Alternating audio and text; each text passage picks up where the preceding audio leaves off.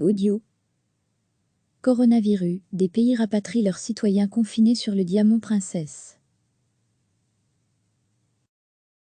Inquiet de la croissance rapide du nombre de cas de nouveaux coronavirus recensés sur le paquebot de croisière Diamant Princess en quarantaine près de Yokohama, banlieue de Tokyo, plusieurs pays ont décidé ce week-end d'évacuer rapidement leurs ressortissants.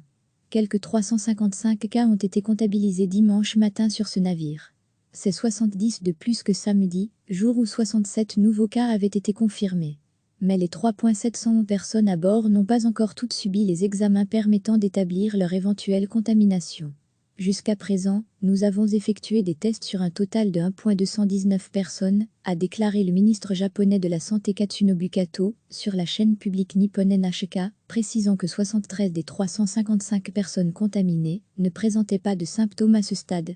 Le Diamant Princess effectuait une croisière, avec plusieurs escales en Asie, quand un passager ayant débarqué à Hong Kong a été contrôlé positif au coronavirus apparu en décembre, dans la ville chinoise de Wuhan, centre, ce qui a entraîné la mise en quarantaine du navire dans le port japonais de Yokohama.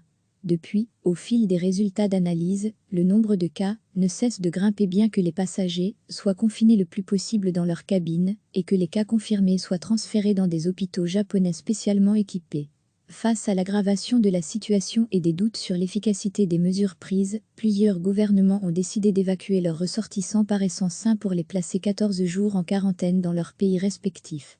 Comme nous vous l'avons indiqué hier, samedi, le gouvernement américain recommande aux citoyens américains de débarquer du Diamant Princess et de rentrer aux États-Unis, a écrit l'ambassade américaine à Tokyo, dans une lettre publiée sur Internet. C'est une situation qui évolue rapidement et nous prenons des mesures supplémentaires pour aider les citoyens américains, a-t-elle poursuivi, assurant que la sécurité et le bien-être de nos ressortissants est la priorité absolue du gouvernement américain. Il restait samedi environ 350 Américains sur le bateau. Le gouvernement de Hong Kong a lui aussi dit vouloir rapatrier les siens, 330 ressortissants, le plus tôt possible. Les autorités canadiennes ont pris une initiative similaire en raison des circonstances extraordinaires rencontrées par les passagers du Diamant Princess et pour alléger le fardeau sur le système de santé japonais, ont-elles expliqué dans un communiqué. Environ 250 Canadiens avaient embarqué pour cette croisière. Les premiers départs en avion devraient avoir lieu dans la nuit de dimanche à lundi. En plus des cas sur le navire, les autorités nippones ont indiqué que 53 personnes étaient porteuses du coronavirus dans différentes régions du pays, avec une traçabilité difficile à établir pour un nombre croissant de patients.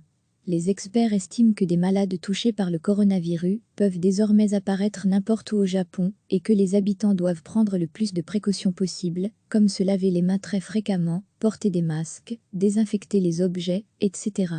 Mais les fabricants de masques sanitaires ont du mal à répondre à la demande et les stocks dans les supérettes et les parapharmacies sont faibles, voire nuls. Une hausse de la production est prévue, avec des subventions des pouvoirs publics.